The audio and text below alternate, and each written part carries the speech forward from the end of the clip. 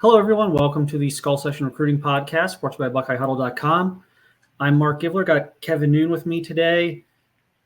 We only have one late signing period prospect to discuss this year. It's actually one more than we've had in some years lately. So, four-star defensive lineman Dominic Kirks has signed with the Buckeyes. We did our signing day capsules back in December, but we didn't want Dom to feel left out, so we're going to do one on Dominic Kirks signing. So that one is in, and Ohio State, I think, can officially, I don't think we got a Julian saying part 2 out there. I think we can officially close the book on the 2024 recruiting class for Ohio State. Kevin, just kind of your thoughts on Kirks and, maybe an under the radar late addition. Hasn't got a lot of hype, but probably an important get for the Buckeyes given how defensive line recruiting went in the first cycle. Yeah, and you should be so lucky to have a 4-star top 150 national type of player be your one more thing type of guy. I mean, this is, I think this is a solid get. Ohio State's defensive line numbers did not come close to what it was that I think we expected to see, what they really expected to see, what they needed to have. And to have the luxury of being able to stay in state, flip a kid from Washington to go to Ohio State, I think is a huge get. I know that you were quite the proponent early on about you offer him and take that commitment regardless early and just figure it out, if you will, down the line if need be. But, to be able to get him at this point, I think is a big get. It adds, one more piece in that room as defensive line numbers are certainly going to be coming to a head here pretty soon after this 24 season. And Ohio State's going to have to figure some stuff out in a hurry. Yeah, I mean, they were able to kick the can down the road a little bit there, getting JT and Jack Sawyer to come back. But I think this is a big pickup. The question is going to be, does he play end? Does he play tackle?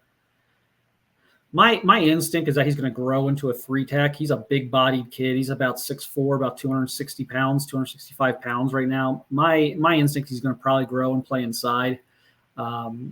He's tremendously explosive. He's a very strong kid. He's athletic. He's a basketball player. Great get-off, which is kind of Larry Johnson's first rule on recruiting a defensive lineman, whether it's a nose or a weak side end. He wants to see that first step. So I think he's a really good player. I think this was a guy, again, I would have offered him last summer before everything kind of got crazy on them with defensive line recruiting. And you probably get him last summer, and maybe you don't have as much stress down the stretch as you did this year. But, it doesn't really matter at this point. They signed him. So it doesn't, the end result is really all that matters here. So they got him in the class.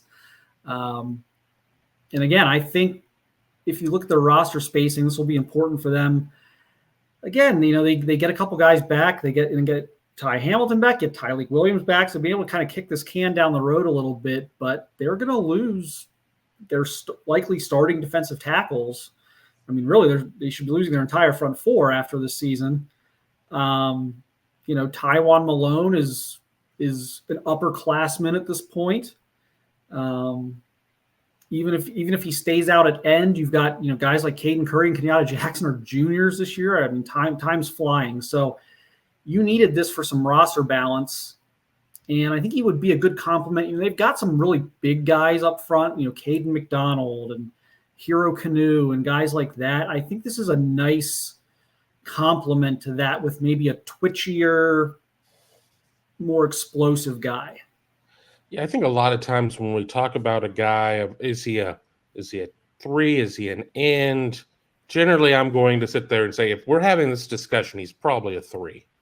I think that it's just kind of where it is. I know that that's a discussion that has to be had about Jason Moore, another player that could be inside or outside.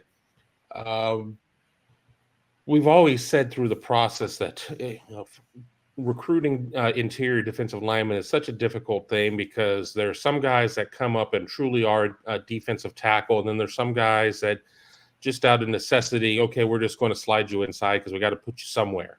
When it comes to Dominic Kirks, I mean, he has the athleticism to play outside, but I think he's going to have the size once he gets really going within the strength and conditioning program to fill out and be a true 3.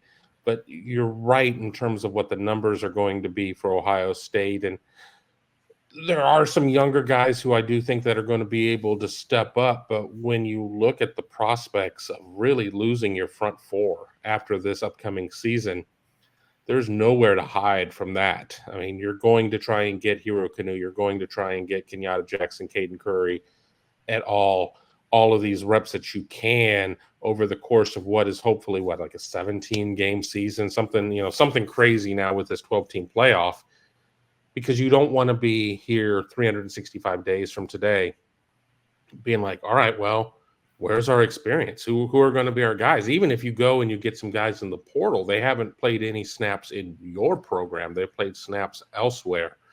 But I think Dominic Kirks is a huge piece, even if Ohio State was not as involved with him early on as maybe it should have been. Yeah, and now the question is going to be, okay, when can he play for them? He's a late signee. He's not going to be here till the summer. So I think you probably have the luxury, especially with your defensive front mostly coming back. I think you have the luxury of kind of redshirting him this year and kind of figuring that out. We didn't see much of Jason Moore this past year. I think that'll be a similar pathway that we see Dominic Kirks, and I think we are going to see some of Jason Moore this upcoming season in some capacity. So I think maybe that's the timeline we're looking at here. I always go back to like the Rushman package. They love to have those 3rd and long pass rusher packages, but you still need a little bit of size in the middle just in case. I think that's another area where he can help them. He can play can play kind of like a nose when the Rushman package comes in, but again, I've liked him. He's been in my top 10, 11 prospects in Ohio, going all the way back to the summer. So I'm a big fan of this signing. And I don't expect him to do too much year one just because what they have returning and kind of just, again, position questions and getting him at what they've deemed to be the right playing weight. But I think long-term, we're going to look back on this one and a lot of people are going to be like, boy, we're glad that Larry Johnson and the defensive staff decided to move on him at the very end and get him off that Washington commitment and hold him off from signing early and decided to, offer him in January and get this done because, playing against him at, Washington over the next 4 or 5 years wouldn't have been fun. And so I think that's the conversation we're going to be having in 3 years. Yeah, it's always great to be able to get that last minute guy. And sometimes they work and sometimes they don't work out, but keeping a kid in state, keeping a kid away from somebody who's going to be on your schedule at least a couple of times moving forward. And that's not even to say what could happen postseason in the playoffs and things of that nature are all very important. We will have the gift of hindsight here in a couple of years. And if, Dominic Kirks ends up having some success at Ohio State, it'll be one of those stories that we'll tell on the Huddle message board for years to come about, it's recruiting is 365 days a year. There are 2 signing periods. You got to utilize both of them. And it was huge that Ohio State was able to at least get him to tap the brakes. And then on top of that, keep him from going and maybe taking a visit to USC or somewhere like that. And you want to sit there and open the door for yourself, but you don't want to open it for everybody to walk through. And then you're, back at square one. Yeah. So kind of a unique situation there where he's committed to Washington and also considering USC. And, a couple of years ago, you're like, whatever, goes out west. He goes out west. We won't see him at Washington and maybe we'll see him at USC, but probably not. And now it's like, well, you're going to see him. You're likely going to see him a couple times if you let that happen now with them being in the Big Ten. So that was an extra added bonus, maybe, I think, to this pickup. But again, I think a big pickup. I think an underrated pickup. And so I think this is kind of went a little bit too under the radar. I think this is a guy that people should be excited about. So we'll see how he develops here at Ohio State. But again, this is one of my top players in Ohio, and a decision I think was the right one by the Buckeyes. And so that's our little breakdown here at Dom Kirks. We are going to be on here later. We're going to have some more coverage now that everything is finished with 2024. They've added Julian Sayin in the portal. They've signed Dominic Kirks, and everything else is kind of taking care of itself. We're going to grade the class position by position, so look for that episode to drop later today. So until then, we will catch you here probably in a few hours. Thanks for watching. Thanks for listening. We'll talk to you soon.